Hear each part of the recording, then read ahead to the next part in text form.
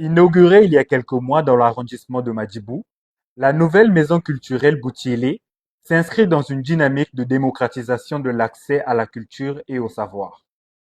Équipée d'ouvrages variés et d'espaces adaptés à la lecture et à l'étude, elle répond à un besoin réel dans cette zone périurbaine de Brazzaville. Plus qu'un simple lieu de lecture, elle se veut un espace de rencontre, d'éveil intellectuel et de développement personnel pour la population locale, en particulier les jeunes. C'est une, une notion de responsabilité. Moi, je suis un enfant de la République et je suis de la génération de ceux qui en ont bénéficié.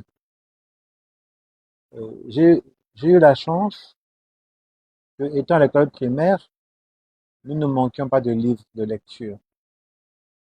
À l'école primaire, on nous amenait des livres pour lire. Au collège, c'est pareil. Lorsqu'on devait lire des livres d'histoire géo, le professeur arrivait avec un employé du collège et on nous partageait les livres. En mathématiques, nous avions des polycopes, des feuillets d'exercices. Et nous avions dans nos écoles des bibliothèques. En dehors de ça, à l'époque, nous avions également des bibliothèques disponibles dans les églises, qu'elles soient évangéliques, catholiques ou salutistes. Il y avait aussi une seule bibliothèque euh, d'une grande envergure qu'on appelait le Centre culturel français, avec une bibliothèque nationale qui était à côté de Montfort Virgile. Nous, on a bénéficié de tout ça. Ça nous a donné une ouverture d'esprit, ça nous a facilité l'épanouissement. Mais malheureusement, en grandissant, d'abord le livre n'est pas accessible, il coûte cher, la culture est réservée pour une élite, et même l'élite se désintéresse de la lecture. Or, tout le savoir se trouve là-dedans. Tout ce qui peut construire une citoyenneté dans sa plénitude est dans les livres, dans le savoir. Donc, c'est le fait de dire que chaque fois que tu bénéficies de quelque chose, il faut que tu le fructifies à ton tour. C'est un précepte Congo. Ça, c'est la première motivation en termes de responsabilité. La deuxième, c'est le constat.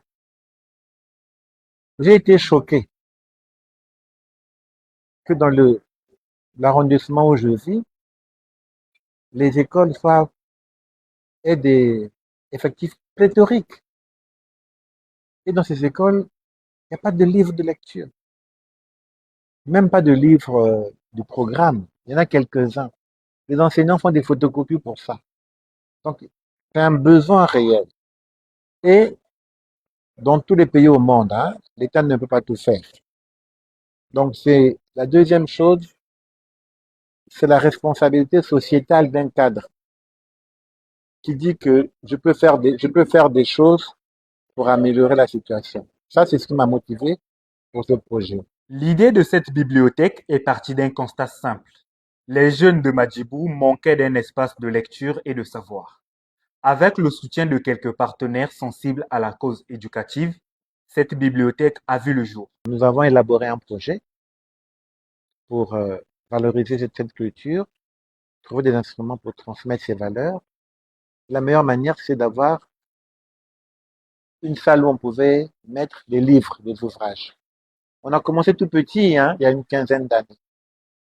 Nous avions un centre au marché Commission, sur l'avenue des Trois Francs, vers la Fougère. Et pour ici, une fois que le projet a été écrit, en disant que nous voulons avoir des livres et un centre qui soit comme une maison de la jeunesse et de la culture, nous avons trouvé ce vieux bâtiment, en termes d'infrastructure, qui était abandonné et vétuste.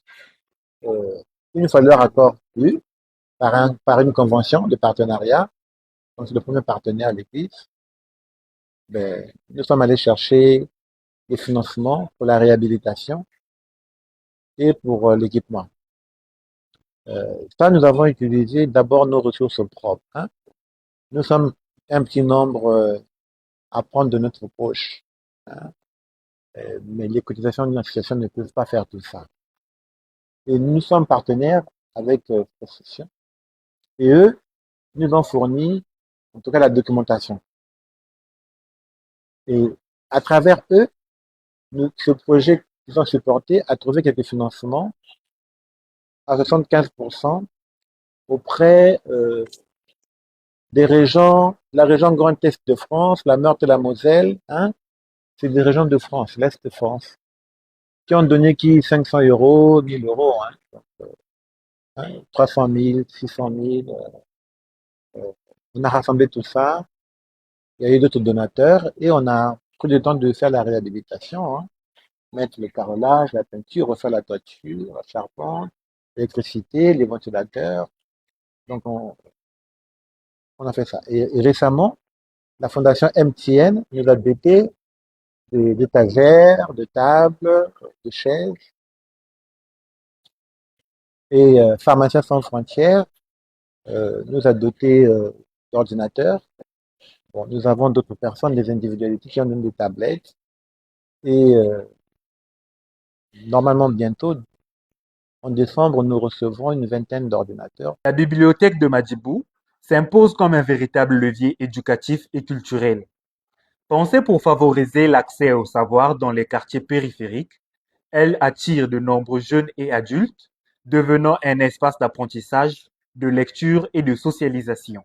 La bibliothèque de Madjibou s'impose peu à peu comme un levier d'accès au savoir et de la cohésion sociale, révélant l'importance des espaces culturels de proximité dans le développement des communautés.